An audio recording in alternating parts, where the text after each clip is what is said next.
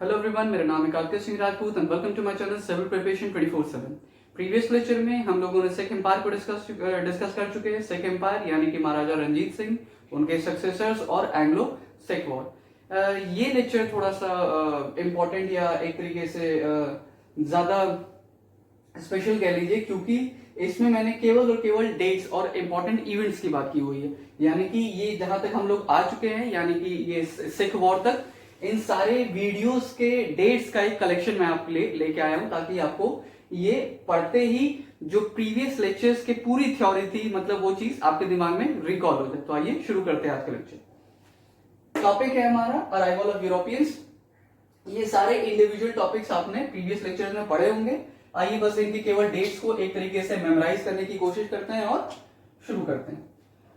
1453 में आपको मालूम है अटैक ऑफ ओटोमन एम्पायर हुआ था। ओटोमन एम्पायर का अटैक हुआ था, जिसके वजह से जो कॉन्स्टेंटिनोपल था का ससूनिया शहर था, तो जो उसके ऊपर जो अटैक हुआ था उसके वजह से ट्रेड रूट्स वाया लैंड बंद हो चुके थे। इसलिए फिर ऑल्टरनेटिव रूट्स खोजे गए थे, विच वॉज सी रूट। उस ऑल्टरनेटिव रूट को खोजने में सबसे बड़ा हाथ था इंडिया में आने के Vasco da Gama, that is 1498 में वास्को ड गामा इंडिया आए थे।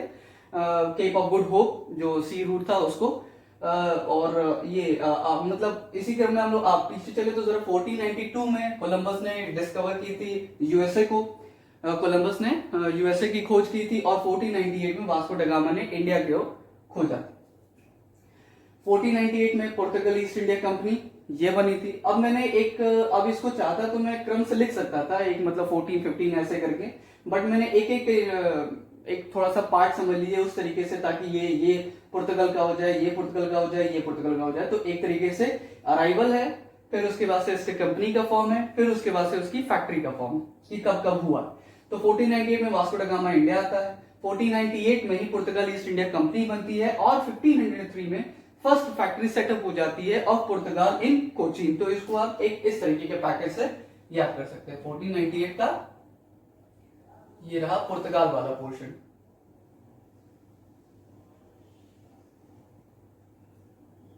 और ये 1503 तक, 1498 से 1503, 1498 से 1593 तक का एक पुर्तगाल का पोर्शन ऐसे याद कर लीजिएगा आप लोग। फिर हम देखते हैं 1595 में डच आए थे इंडिया में। 1602 में डच ईस्ट इंडिया कंपनी बनी और 1605 में first Dutch factory was set up in Masulipatnam. तो एक तरीके से ये एक पैकेज हो गया डच के लिए। तीसरे और हम लोग चलते हैं तो ब्रिटिशर 1600 में आए। 1602 में इनकी British east India company form हुई और 1608 में इनकी फर्स्ट फैक्ट्री स्टैब्लिश हुई। कई जगह आपको 1611 में मिलेगा वो इस चीज का 1608, 1611 और 1613 का ये जो ओवरऑल कॉन्सेप्ट था, मैं अपने प्रीवियस लेक्चर्स में इसको एक्सप्लेन कर चुका हूं। यहां हम बस डेट्स और इंपॉर्टेंट इवेंट्स को डिस्कस करने वाले हैं।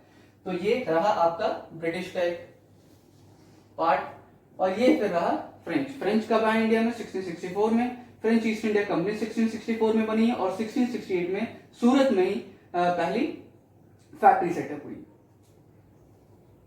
तो ये रहा एक फ्रेंच का हिस्सा।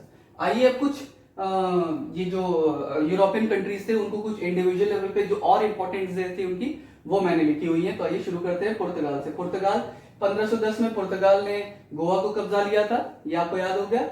ये अफोंसो दी अल्बक्यू ने बीजापुर के आदिल शाह को हरा के, ठीक है। आगे हम लोग बढ़ते हैं 1535 में द्यूक उसने कैप्चर कर लिया था और 1559 में दमन वॉज कैप्चर्ड। ये दोनों हिस्से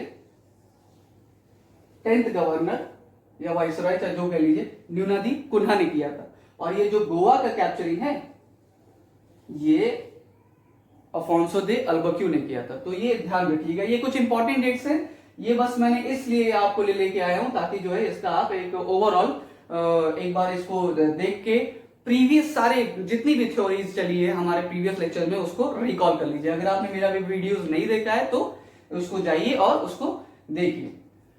फिर डच पे हम लोग चलते हैं। डच में बहुत ज्यादा कुछ जानने को तो था नहीं आपके लिए। तो 1759 में बस एक ये बैटल ऑफ बेदरा या बैटल ऑफ हुगली और बैटल ऑफ चिंसुरा, तीनों एक ही बैटल के नाम है, इनको याद रखिएगा। ये डच का ब्रिटिश के साथ एक बैटल हुआ था जिसमें डच का पूर्णतः सफाया हो गया। आगे हम लोग बढ़ते हैं ब्रिटिश, ये बहुत इंपॉर्टेंट है आपके लिए। 1603 में डेथ ऑफ क्वीन एलिजाबेथ हो गया। क्वीन एलिजाबेथ फर्स्ट की प्रथम की मृत्यु हो जाती है 1603 में। 1608 ये इनकी मृत्यु के बाद जेम्स फर्स्ट राजा बनते हैं और 1608 में कैप्टन हॉकिंस को इंडिया में भेजते हैं ताकि वो नेगोशिएट कर सके।